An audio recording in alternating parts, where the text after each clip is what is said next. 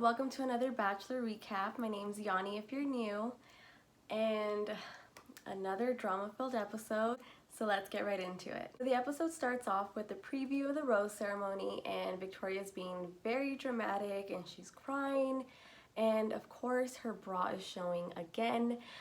I would have said something to this girl whether I liked her or not, because this is the third time that she's worn a dress and you can see her bra. I don't know, it's just such a mess. So it starts with Kit and Victoria going on a walk, and of course they're talking about the new girls, and they just so happen to run into Brittany and Ryan, but of course they don't even acknowledge them. And you know, it's just pretty petty at this point. They're there to stay, they just need to move on and get over it. So it's the cocktail party, and Matt addresses all of the women and lets them know that the night before he was told that the house has been a very toxic environment and there's been rumors spreading around, and he just lets them know that if you have to basically step on other people to get to the top, that's not what he's looking for in a wife, and he doesn't tolerate bullying. And I'm just so glad that he addressed them. You can see the looks on their faces. They're all just shaking in their boots. So the first person that he grabs is Brittany, and she lets him know that she's been meaning to talk to him and that there's something that's just been eating at her. And they're finally alone, and she lets him know about the rumors that were spread by Anna, and she basically just breaks down and lets him know that her mom watches this show. And I just felt so bad for her, and especially if her mom watches this show. Can you imagine having to watch your daughter being bullied and have rumors spread about her? Like, that just really sucks, and I felt so bad for her. So after he's done talking to Brittany, he grabs Anna, and the look on her face, she's just so terrified. She knows that she screwed up, and she just gives him this big apology, and she's showing so much remorse. And I feel like that apology to Matt should have been given to Brittany, because it just looks like she did that so she can stay. And of course he does make her feel better and lets her know that, you know, he's made mistakes before and he said things that he didn't mean, and you know, you just kind of learn and grow from them. And it was very nice of him to be sympathetic towards her in that way, because he's just such a nice person.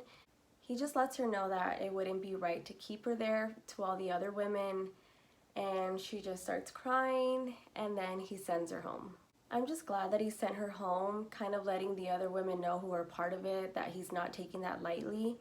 And you know, you just don't spread rumors like that about people, especially if you don't know that they're true, and you just don't act like that to anybody. So I'm definitely happy to see her leave. So of course he walks her out, and all of the women can see that she's leaving and she's crying, and Chelsea basically says that she doesn't think it's a toxic environment and she wants to know how the new girls feel. I just thought that was very funny, because she's not on the other end, so of course she doesn't think it's a toxic environment. It is. And I'm so glad that Michelle stood up for herself, and she said something, and she let them know that it was very uncomfortable for her. And you know, a lot of comments were made that were very disrespectful, and people laughed at them, and you kind of see all of their faces change. And here's where all of the apologies come in. I feel like it's a little too late. You know, if you messed up and you know it, say something. Don't follow everybody that's being mean to them and causing the divide. You know, Katie was the only girl that was nice to everybody. So, like I said before, she's my favorite, and you just have to respect that. Then he grabs Ryan, and you can just tell like it's hurting her, and she basically lets him know that she's just sick and tired of the divide. And one time Victoria had called her a hoe for being a dancer. I mean, so disrespectful. It's, you know, another Victoria comment. After Ryan's done talking to Matt, of course, Victoria wants to hear what she talked to him about, because she knows that she's made inappropriate comments and eventually it was going to catch up to her. So she just wanted to know what they talked about. And you know, Ryan tells her, and she calls her fake for telling him and not saying anything to her. I just thought it was so ridiculous. Ryan seems like such a sweetheart. I don't think that she's fake at all. So of course she goes to Matt and she wants to clear the air. He talks to Victoria next, and he lets her know that Katie was the one who told him about everything. And I was like, why would you do that? It's just gonna be so much worse. Like, he should have just kept that to himself. I don't know if that just kind of slipped, but I mean, oh, I was like, no, why would you say something? And yeah, so he basically addresses what he's heard about her and how she called Ryan a hoe for being a dancer. And she says that it was taken out of context. That it was taken out of context, the audacity. And he lets her know, well, when is it okay to ever call somebody a hoe? Like, how would that be taken out of context? And she's just so quiet. It's so funny. Like, he was basically like, I'm not here for the BS, I'm gonna call you out. And I loved it. Then after all of the conversations, Chris Harrison comes in and lets the women know that basically the cocktail party's over and Matt wants to get straight to the rose ceremony.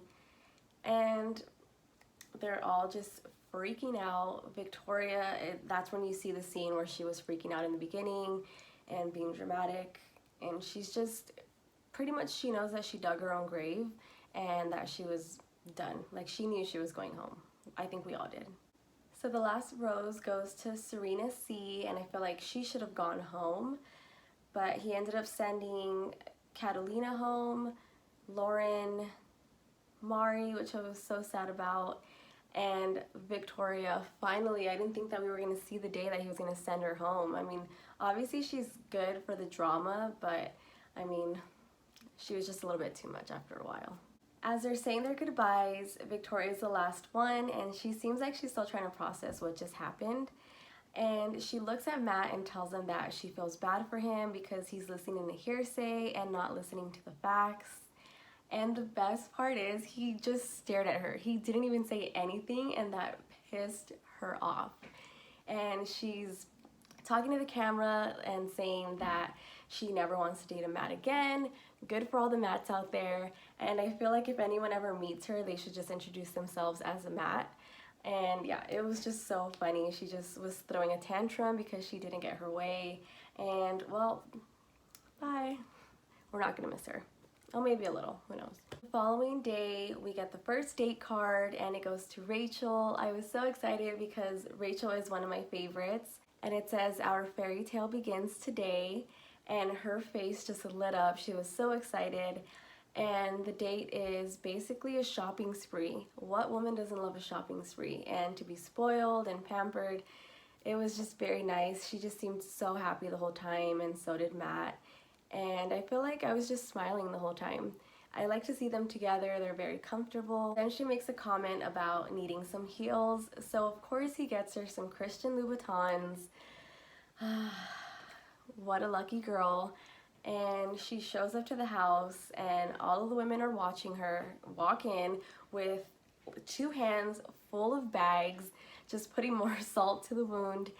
And the driver comes back in because Matt has one more gift for her, and it's this big box, and it has a royal blue dress, and it looks so beautiful on her. During their dinner date, she lets him know that she's starting to fall in love with him, and that's a big deal because she's told him before that she's never been in love, and he tells her that he feels the exact same way. And I feel like their eyes just light up when they look at each other. I don't know, they're just so cute together. For the group date, all of the women have to go work on a farm, and the farmer mentions that love is like working on a farm. It's hard work, you have to be patient, and sometimes you deal with shit. And I thought that was so funny. And of course, MJ's just being very bougie and just being so extra with everything. And it was just a funny little group date. During the night portion of the date, Abigail has this amazing one-on-one with him, and it made me so emotional. And she just talks about how she's been feeling down and that she doesn't want to disappoint Matt, because if they were to end up together, there would be a possibility that their kids would be deaf. And you know, she talks about how her father left her and her sister and her mom when they were younger, and she just has all of these fears. And of course, Matt always has the right thing, like he always has the right words to say. And he reassures her that, you know, whatever she sees as a roadblock, he admires most about her. And just lit up her face, and it was just such a beautiful moment. And then she got the rose, which I was very happy about. Then he has his one-on-one with MJ, and this one came out of left field because I did not expect how the conversation was going to go. But he basically lets her know that someone had brought her name to his attention and was basically saying that she was the reason why there was a divide, and she started the whole JV varsity comments, and she's just talking about how she's only bringing peace and harmony into the house and all this BS. I was just like, okay, like, this girl needs to go. I used to like MJ a lot at the beginning, and now I just feel like I can't stand her. So she addresses the women and lets them know what Matt just told her, and Jasenia says that she was the one that brought her name to his attention. I was shocked because for some reason I thought it was Katie. I did not expect it to be Jasenia. The next day, we get the next date card, and it's Kit, and it says dinner at my place, and she gets kind of emotional because she's mentioned to him before that cooking is her happy place, and that just shows another reason why Matt's such a great listener. And she gets emotional with Rachel and lets her know that that's just something that her and her mom do. And I thought that was just a very sweet date. It's so cute because while Kit's getting ready and she's going over to Matt's, he's cleaning up the whole place, he's trying to dust. He wants to look super fashionable because she's a fashionista. And they bake cookies and they have a really sweet conversation. And I always thought Kit was very kind of like robotic. I don't mean that in a mean way. Like, I just felt like she didn't really show emotions. And it was nice for me to see her having that conversation with Matt because I saw her in a totally different way. And you see a more vulnerable side, and I really, really like that. The next day, there's another date card, and the women are just very confused, and it happens to be for MJ and Jasenia. And Matt just lets them know that he wants to get to the bottom of it and find out the truth. So they have to go meet him before the cocktail party. Let me just say that it was such an awkward car ride.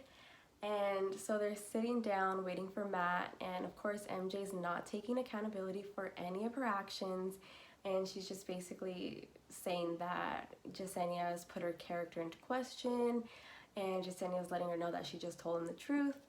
And it's just a lot of back and forth. It's just so crazy to me that these girls don't take any accountability for their actions, and they're just so in denial about it. Like, they just assume that people are making this stuff up. And she lets her know that, or MJ lets Jasenia know that Matt will know the truth. And Jasenia says, yeah, so will you when this airs. And I thought that was so funny. And Jasenia lets her know that Matt would respect her a lot more if she was just honest with him. And she just cuts her off every time. She doesn't want to hear any of it. And like I mentioned before, MJ can just go. So it ends there, and we get previews for next week. Like I mentioned before, I'm new to the Bachelor Nation, and we see this girl Heather pull up, and she's looking for Chris Harrison. I want to know who Heather is. Can somebody please fill me in? Leave a comment down below. I just want to know what the big deal is. I'm going to close the video out here. I hope you guys enjoyed. I look forward to doing these every single week, and I cannot wait to see what drama-filled episode we're going to have next. Don't forget to like, subscribe, and share, and I will see you all in the next one. Bye!